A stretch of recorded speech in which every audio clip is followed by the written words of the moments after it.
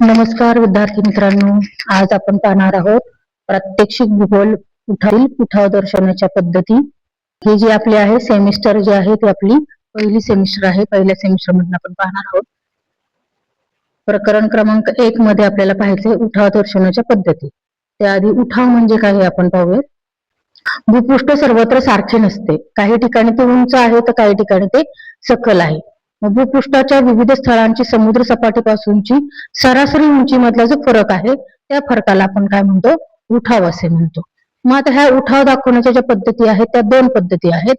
एक म्हणजे संख्यात्मक पद्धत आणि दुसरी गुणात्मक पद्धत। भूपृष्ठाचा उंच सकलपणा सापेक्षपणे दाखवला जातो त्या पद्धतीला आपण काय म्हणतो, गुणात्मक पद्धत असे म्हणतो। मग गुणात्मक पद्धतीच्या पण 3 पद्धती येतात त्यामध्ये पहिली आहे हॅच्युअर्स। हॅच्युअर्स मध्ये तुटक रेषा दाखवल्या जातात उंचीनुसार। जर रेषा खूप जवळ जवळ असतील तर उतार तीव्र, रेषा लांब लांब असतील तर उतार मंद। अशा पद्धतीने हॅच्युअर्स पद्धत ही खूप जुनी पद्धत आहे।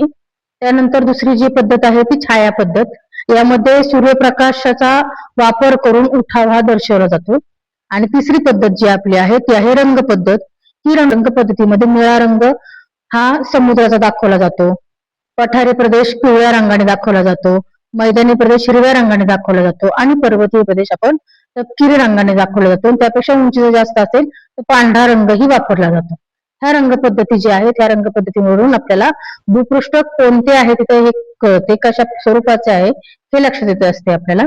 त्यामुळे ही सर्व जे काय ही गुणात्मक पद्धतीच्या ह्या मेथड्स आहेत किंवा ह्या पद्धती आहेत, हॅच्युअर्स, छाया पद्धत आणि रंग पद्धत। आता हेच आपण AI च्या माध्यमातूनही बघूयात कसं आहे ते। नकाशावर पृथ्वीच्या पृष्ठभागावरील उंच सखल भाग म्हणजेच उठाव विविध पद्धतींनी दर्शविला जातो।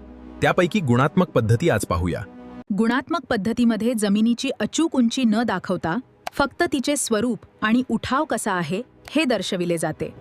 हॅच्युअर्स पद्धतीमध्ये लहान रेषांच्या सहाय्याने उतार दाखवला जातो। उतार जितका तीव्र तितक्या रेषा जाड आणि जवळजवळ काढल्या जातात। तसेच उतार जितका मंद तितक्या रेषा बारीक आणि लांब काढल्या जातात। शेडिंग पद्धतीमध्ये प्रकाश आणि सावलीचा उपयोग करून डोंगर आणि दऱ्या त्रिमितीय स्वरूपात दाखवल्या जातात, त्यामुळे उठाव सहज समजतो। रंग पद्धतीमध्ये उंचीनुसार वेगवेगळे रंग वापरले जातात। हिरवा रंग सखल भाग, पिवळा मध्यम उंचीचा भाग आणि तपकिरी रंग उंच पर्वत दर्शवतो।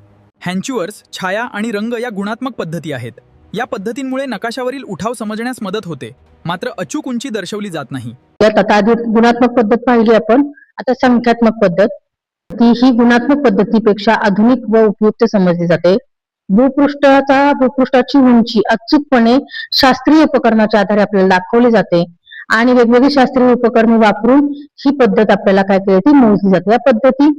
या पद्धतीच्या आधारे म्हणजे संख्यात्मक पद्धतीमध्ये कोणत्या पद्धती येतात तर पहिली पद्धत आहे स्थल उच्चांक पद्धत, बेंचमार्क पद्धत, त्रिकोणमिती पद्धत, समोच्च रेषा पद्धत आणि आकार रेषा पद्धत। ह्या 5 संख्यात्मक पद्धतीमधील महत्वाच्या पद्धती आहेत की ज्या आधारे संख्यात्मक पद्धतीचा आपण अभ्यास करू शकतो आणि तोही अचूकपणे व शास्त्रीय उपकरणाच्या सहाय्याने।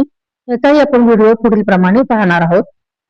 पृथ्वीच्या पृष्ठभागावरील उंच सखल भाग संख्यात्मक पद्धतींनी अचूकपणे दर्शवले जातात। स्थल उच्चांक आणि बेंचमार्कद्वारे विशिष्ट ठिकाणांची अचूक उंची मीटरमध्ये दर्शवली जाते। समोच्च रेषा समान उंचीचे बिंदू जोडून भूभागाचा आकार स्पष्ट करतात। संख्यात्मक पद्धतींमुळे भू आकारांचा अचूक अभ्यास, नकाशा वाचन आणि नियोजन अधिक प्रभावी होते। आता ह्या संदर्भातली माहिती, डिटेल माहिती तुम्हाला पुढील व्हिडिओमध्ये मिळणार आहे। त्यासाठी पुढील व्हिडिओ पण तुम्ही पाहणार आहात, तर त्याची लिंकही तुम्हाला दिली जाईल। तसेच त्या व्हिडिओच्या खाली या संदर्भातील नोट्स दिल्या जाणार आहेत। थँक्यू।